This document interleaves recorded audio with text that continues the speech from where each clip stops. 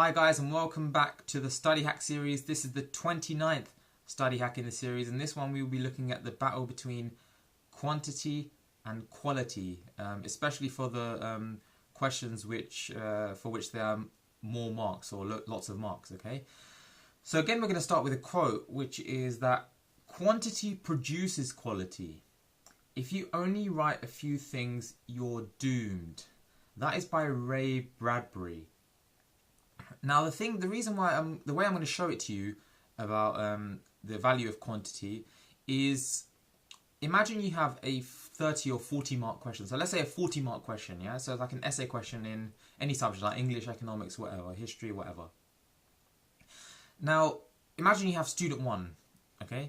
Student 1 has written 2 pages, okay, A4 pages, as their answer, okay?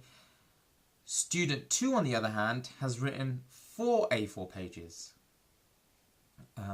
as their answer. Now, in which situation, obviously we don't know what they've written, but in which situation do you think the student is going to get the more marks?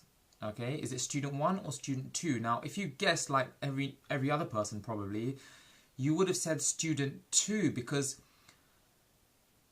he wrote twice as much. Okay, he wrote 4 pages, okay, as opposed to 2 for student 1.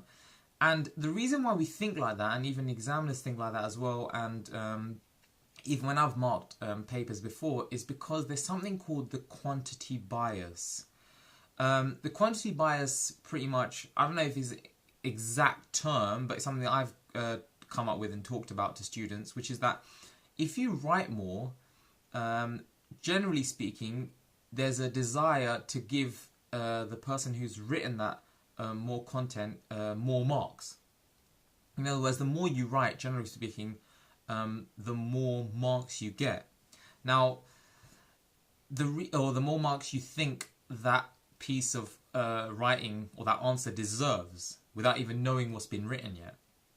So, quality aside, even. Okay. Now, the reason why I really recommend writing a lot is not just because of that bias, is because if you write a lot and keep it relevant, so write as much as you possibly can and also keep it relevant to the question and you're answering the question, then quality will start creeping in as well. So you tick both. You'll tick the box for quantity, but you also tick the box of quality because you've written more relevant points and you've got more content. So that also comes into it. When you write more, you start, if you're writing the right things and making the good points and answering the question, you're also going to pick up more marks along the way as well.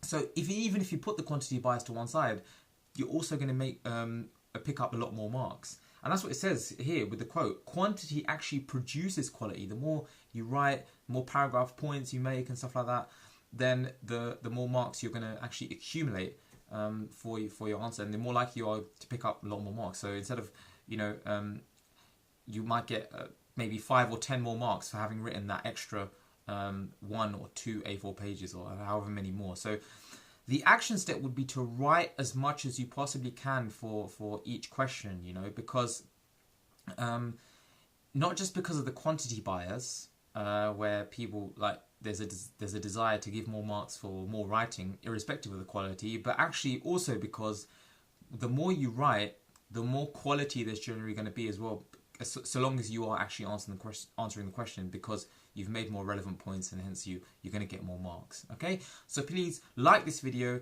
share it with your friends, comment down below and subscribe to my channel so you can keep on getting content, and I will see you in the next study hack.